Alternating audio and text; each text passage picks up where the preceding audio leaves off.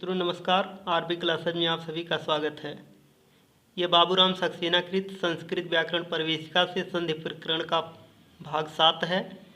भाग 6 तक संधि प्रकरण पढ़ चुके हैं, जिसमें व्यंजन संधि तक पढ़े हैं। ये भाग 7 है, इसमें विसर्ग संधि को देखते हैं। तो आइए, पहला सूत्र है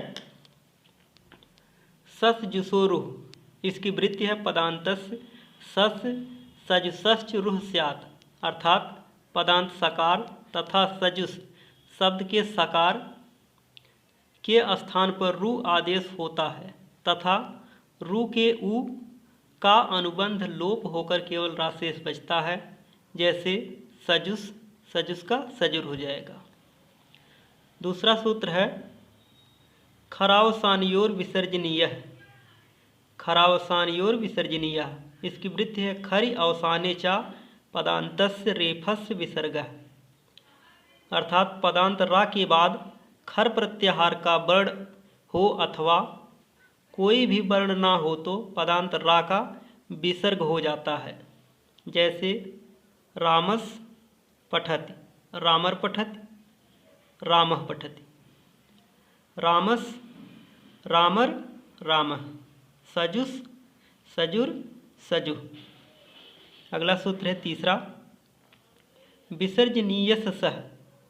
इसकी वृत्ति है खरि विसर्जनीयस सह स्यात्, अर्थात विसर्ग के बाद खर प्रत्याहार का वर्ण आवे तो विसर्ग का सा हो जाता है। अर्थात विसर्ग के बाद खर प्रत्याहार का वर्ण आवे तो विसर्ग का सा आदेश हो जाता है। हरिधन चरत, हरिश्चरत, फिर हो जाएगा हरिश्चरत।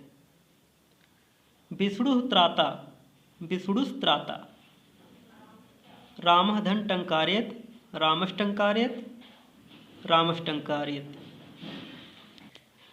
अगला चौथा सूत्र है वासरि। चौथा सूत्र है वासरि।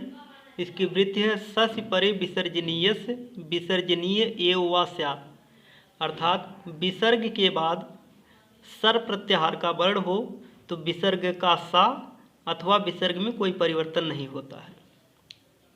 अर्थात यदि विसर्ग के बाद सर प्रत्याहार का वर्ण आवे तो विसर्ग के स्थान में विकल्प से सा होता है। जैसे हरिधन सेते, हरिष्यते, हरिष्यते या हरिष्यते। रामः धन षष्ठः, रामः षष्ठः, राम षष्ठः या रामः षष्ठः। पांचवा सूत्र है कुपोह कपो चा। इसकी वृत्ति है कावर्गे पावर्गे चा विसर्गस कपौस्तः चा द्विसर्ग, अर्थात विसर्ग के बाद का खा पाफा में से कोई वर्ण आवे तो विसर्ग के स्थान में या तो विसर्ग ही रहता है या का खा के आगे जिह्वामूली तथा पाफा के आगे उपधमानी हो जाता है। जैसे एकह काकह, एकह काकह या एक जिह्वामूली का काकह।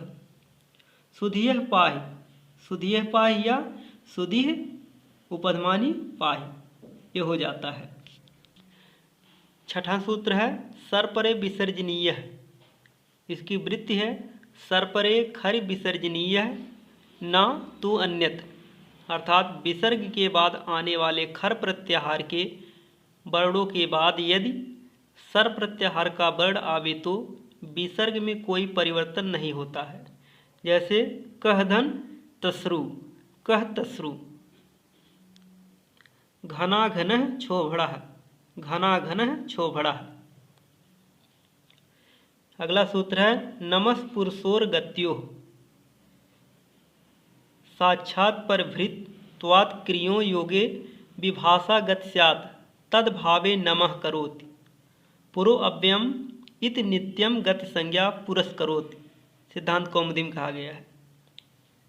अर्थात का खा पाफा वर्ण से आरंभ होने वाले धातु के पूर्व यदि नमः तथा पुरः शब्द गति संज्ञक के रूप में आए तो इनके विसर्ग के स्थान में सा हो जाता है, किंतु नमः को विकल्प से तथा पुरः के विसर्ग के स्थान में नित्य रूप से सा होता है।